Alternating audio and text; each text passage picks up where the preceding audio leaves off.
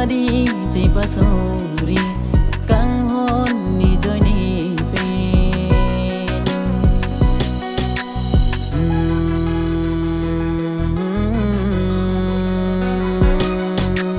Tirbi voling tunji nita nang joy ni ti jadi cipasuri kang hon ni joy ni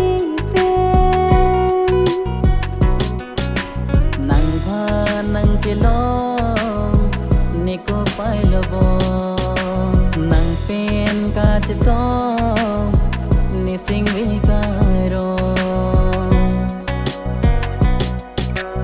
piribi voleng dunti ni nang phan nang ching hon di